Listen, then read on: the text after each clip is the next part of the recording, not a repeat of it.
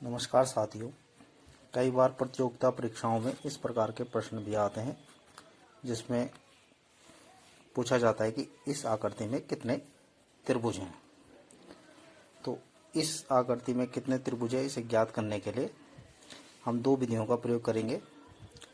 एक हम सामान्य तरीका का करेंगे प्रयोग और एक हम सूत्र द्वारा ज्ञात करेंगे।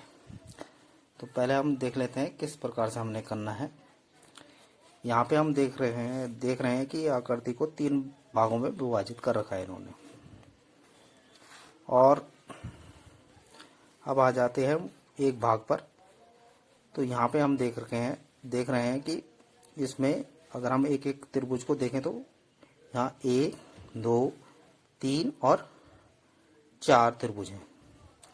पहले तो होता क्या है ये देखें हम कि एक एक वाले इसमें कितने त्रिभुज हैं, 4 हैं। 1, 2, 3 और 4। अब दो त्रिभुजों को मिलाकर कितने त्रिभुज बन रखे हैं ये देख रहे हैं हम।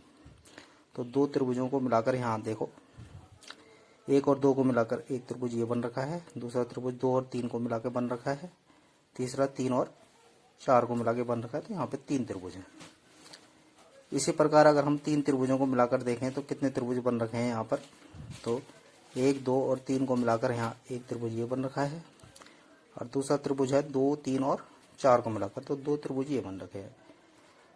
अब 4 त्रिभुजों को, यानी ये पूरा एक त्रिभुज, ये बड़े त्रिभुज की बात कर रहा हूं मैं, तो एक बड़ा त्रिभुज ये है। तो ये कुल त्रिभुज होना है हमारे पास 4 और 3 7 और 2 9 और 1 10। और 10 को हमने, क्योंकि ये एक यहाँ पे बन रहे हैं त्रिभुज, फिर दूसरा त्रिभुज यहाँ पे बन रहे हैं और तीसरे त्रिभुज यहाँ पे बन रहे हैं। तो 10 त्रिभुज इसमें बन रहे हैं, 10 इसमें हैं, तो बाहर बीच वाले में, और 10 ये सबसे बड़े त्रिभुज हैं। तो 3 को हमने 10 से गुणा कर देना है। 10 तिया 30, 10 10 20 और 10 30 त्रिभुज हो रहे हैं। तो इन सवालों को करने का तरीका क्या है, हम सीधे क्या करें, यहाँ पे गिनती लिख दें जितने त्रिभुज हमें दिखाई दे रहे हैं एक हिस्से पे, 1, 2, 3 और 4, और उनको हम जोड़ दें 4 3 4 + 3 + 2 + 1, तो 10 आ रहे हैं। और जितने भागों में विभाजित हो रखा है 1, 2, 3, और बाद में 10 को हम 3 से सीधा गुणा कर दें तो 30 त्रिभुज आ जाएगी, जिसमें हमें गिनने की जरूरत नहीं पड़ेगी। अगर यहाँ पे 5 होते तो हम सीधा 1 + 2 + 3 + 4 + 5 कर देते, तो ये 15 त्रिभुज हो जाते। अगर 3 हिस्से होते तो 15 3 45 हो जाते हैं यहाँ पे हम, ठीक है। लेकिन इस आकृति में हमें गिन रहे हैं तो 1 2 3 4 है, तो 4 तक जोड़ना है और फिर हिस्से कितने हैं, 3 है, तो 3 से गुणा कर देना है। अब दूसरे तरीके पे आते हैं हम, सूत्र। तो ये जितने त्रिभुज हमें दिखाई दे रहे हैं एक हिस्से में बने हुए, उसको तो हम n मान लेते हैं। n बराबर यहाँ पे हमें 4 देखने हैं, तो n बराबर 4 हो गया। और जितने हिस्सों में ये विभाजित होता है उसको हम m बराबर 3 मान लेते हैं।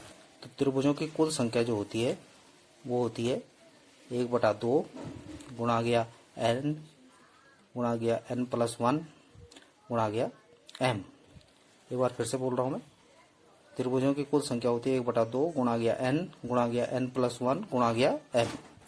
तो 1/2 की जगह पे हमने 1/2 लिखना है, फिर गुणा गया n कितना है हमारे पास 4 है, फिर n + 1 है तो 4 + 1 हो गया, फिर गुणा m कितना है हमारे पास 3 है, तो यहाँ पे 3 से गुणा कर देनी है।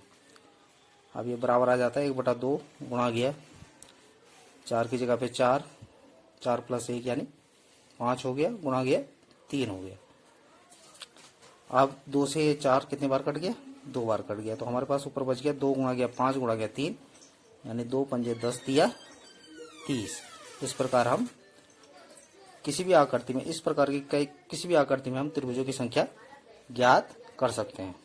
धन्यवाद।